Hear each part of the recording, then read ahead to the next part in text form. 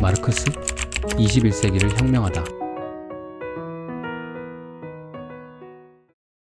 1818년 5월 5일 마르크스는 프로이센 왕국 라인란트 지방 트리어에서 태어났습니다. 트리어는 로마 시대부터 중요한 요충지였습니다. 프랑스 혁명과 자유주의 분위기가 여전히 남아있던 지역이었습니다. 아버지 하일리 마르크스는 1816년 루터교로 개종한 뒤 변호사로 활동하였습니다. 계몽주의와 법치, 자유주의를 신봉했습니다. 어머니 헨리에테 프레스부르크는 네덜란드 유대인 상업 가문 출신으로 온화한 성격이었습니다. 마르크스는 9남매 중 셋째였습니다. 1830년에서 1835년 그는 트리어의 프리드리 비렐름 김나지움에서 학문적 소양을 쌓았습니다. 졸업 논술인 인간의 본성과 신성에서부터 그는 철학적 성향을 드러냈습니다.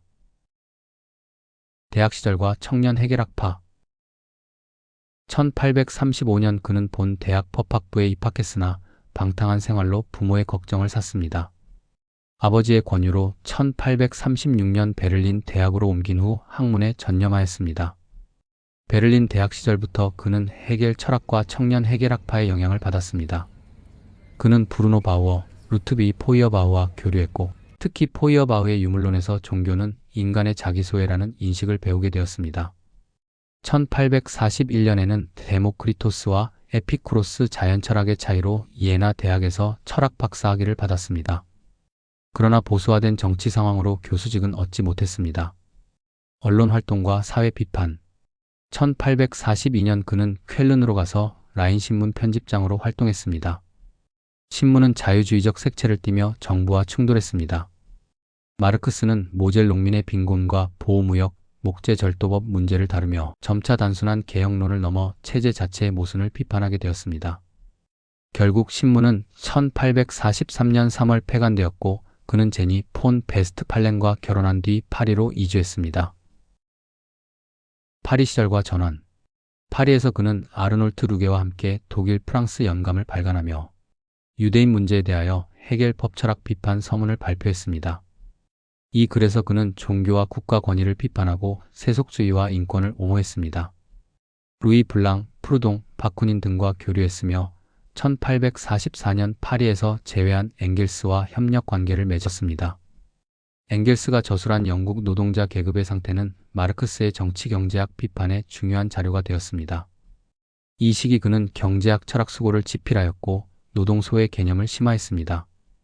자본주의에서 노동자는 자신이 만든 산물과 단절되어 생활수단으로만 노동하게 됩니다. 그 결과 노동자는 자기 자신으로부터도 소외된다고 분석했습니다. 동시에 그는 경제적 토대가 사회 변화를 이끈다는 사고를 발전시키기 시작했습니다. 이는 이후 독일 이데올로기에서 본격적인 역사 유물론으로 체계화되었습니다.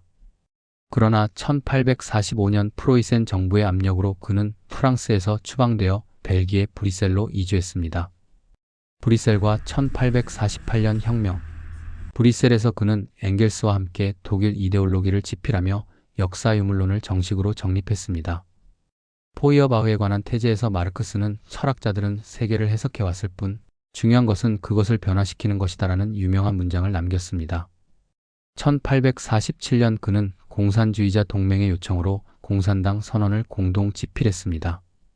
선언은 계급투쟁을 역사의 원동력으로 제시하며 만국의 프롤레타리아여 단결하라 라는 구호로 끝맺었습니다. 이는 오늘날에도 자본 노동 갈등 분석의 근간으로 남아있습니다. 1848년 혁명이 일어나자 그는 쾰른에서 신라인 신문을 창간했으나 반동 정권의 탄압으로 1849년 폐간되었고 다시 추방되었습니다. 런던 정착과 빈곤 1849년 그는 런던으로 망명해 평생을 보냈습니다. 그는 극심한 빈곤과 자녀의 죽음을 겪었습니다. 7명의 자녀 중 성인이 된 자녀는 3딸 제니, 라우라, 엘레오노라 뿐이었습니다. 생계는 주로 엥겔스의 지원으로 유지되었습니다. 이 시기 그는 경제학 연구와 함께 정치 분석 저작인 루이 보나파르트의 브리메르 18일을 집필했습니다. 이어 정치경제학 비판 요강을 통해 자본주의 경제체제를 비판적으로 탐구했습니다. 자본과 인터내셔널 1864년 런던에서 국제노동자협회가 결성되었고 마르크스는 강령과 규약을 작성하며 지도적 위치를 차지했습니다. 당시 조직 내부에는 세 가지 흐름이 있었습니다. 마르크스주의파, 국가 권력 장악을 통한 사회주의 실현, 바쿠닌파, 국가 철폐와 자유연방 사회 건설 지향, 프루동계, 협동조합과 상호부조를 통한 점진적 개혁. 1871년 파리 코민을 지지하며 그는 프랑스 내전을 발표했습니다. 그러나 1872년 헤이그 대회에서 바쿠닌이 축출되는 등 갈등은 격화되었습니다. 이후 본부 이전과 탄압으로 세력은 약화되었고 1876년 필라델피아 회의에서 공식 해산되었습니다.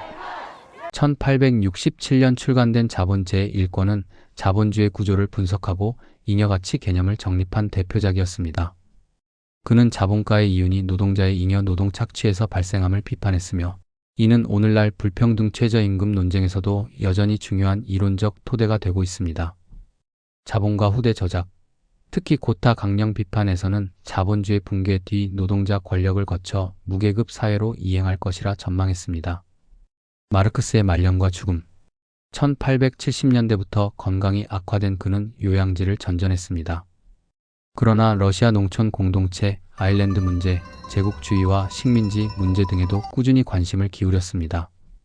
아내 제니는 1881년에, 큰딸 제니는 1883년 초에 세상을 떠났습니다.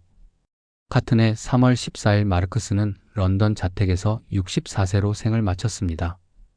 그는 하이게이트 묘지에 안장되었으며 장례식에서 엥겔스는 마르크스의 업적은 영원하다라고 추도했습니다. 맺은 말, 마르크스 사유와 실천의 이상. 마르크스의 생애는 망명과 빈곤, 그리고 가족의 비극 속에서도 멈추지 않았던 치열한 학문과 실천의 여정이었습니다. 그는 철학적 사유에 머물지 않고 자신의 사상을 현실 변혁과 연결하려 했던 드문 지식인이자 활동가였습니다. 그가 남긴 사상은 단순한 경제 이론이 아니라 오늘날 우리가 고민하는 복지제도, 사회적 평등, 인간 실존의 조건을 이해하는 데에도 깊은 영향을 미치고 있습니다. 노동과 자본의 관계를 비판적으로 바라보는 눈, 사회제도의 불평등을 넘어 더 나은 삶의 형태를 꿈꾸게 하는 시각, 그리고 인간이 어떻게 존엄한 존재로 살아갈 수 있을지를 묻는 물음들이 모두 그의 사유 속에 스며 있습니다. 21세기에 우리는 여전히 불평등, 복지의 불안정, 삶의 의미 상실의 문제와 마주하고 있습니다. 마르크스 사상은 언제나 사회 논쟁의 중심에 서서 인간의 지성과 양심에 따라 새로운 의미를 낳게 되는 현재적 질문입니다. 무엇이 우리를 인간답게 살아가게 할 것인가? 모두가 함께 존엄을 나누는 국가 사회를 어떻게 만들어 갈 것인가?